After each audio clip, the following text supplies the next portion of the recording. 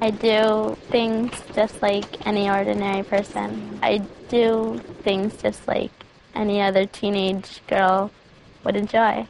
For Andy Aransky, that means life is filled with friends, school, and family. My parents have been more protected in some ways, but they're just parents. While Andy Aransky has the hopes and dreams of any 17-year-old, there is something that makes her different. I've had epilepsy all my life. Epilepsy, a condition that causes seizures, is the most common neurologic problem affecting children. I think there still is significant social stigma, unfortunately, attached with the diagnosis of epilepsy.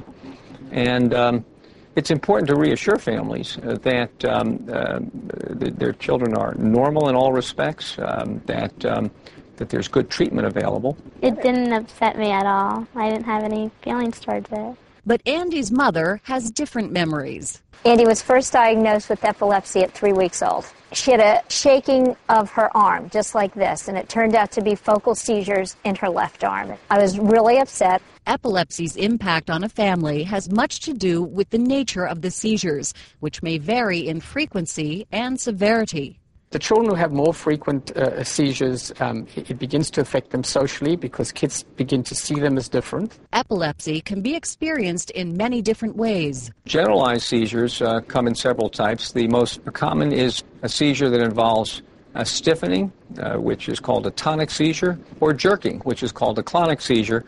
And when both of those happen in the same seizure, it would be called a tonic-clonic seizure. Andy experienced her epilepsy as partial complex seizures. Epilepsy is also divided, at least focal epilepsy is divided as to whether or not awareness is retained or lost during a seizure. For example, the arm can jerk and the child is completely aware of it.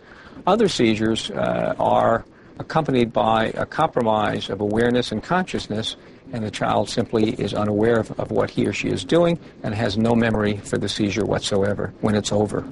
This may partly explain why Andy remembers so little of her early epilepsy. It was pretty bad. It was very bad, actually. But she doesn't remember very much about it, which I guess is good in a way. Yet Andy was seizure-free without medication from age 2 to age 6. It was in that 6th year that epilepsy reappeared.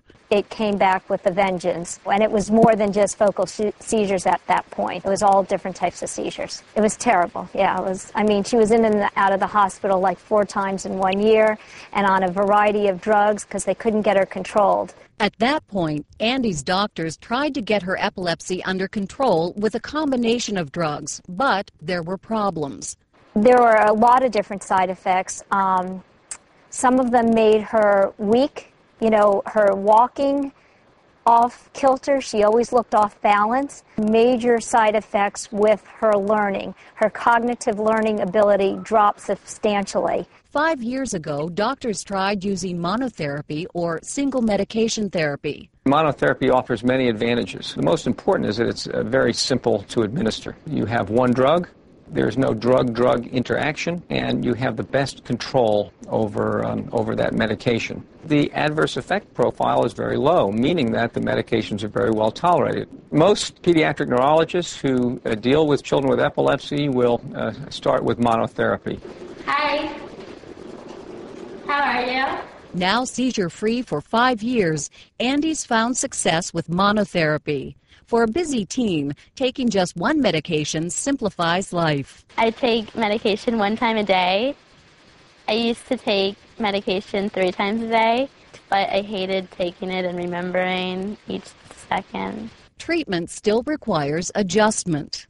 It makes me think slower and work slower, but I can do the work like any other person. Even if there is side effects, I'm used to it, and that's just her at this point, and I don't even know what she would be like without medication. For Andy, monotherapy works, but that may not always be the case. Adjunctive therapy implies that what you're doing is you're adding on a second drug. So instead of the patient being on 1 drug, they will be on 2 drugs. And sometimes we need to do that. Now Andy's limitations are few. Common sense would tell you that you don't want him to go mountain climbing. You don't want them to go deep sea diving, and you don't want them to go bungee jumping. Now, Can they play football? Absolutely.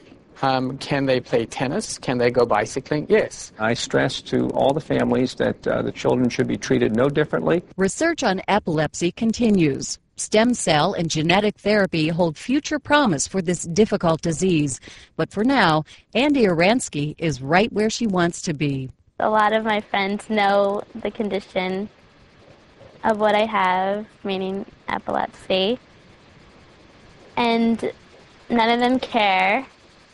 All of them treat me the same as everyone else.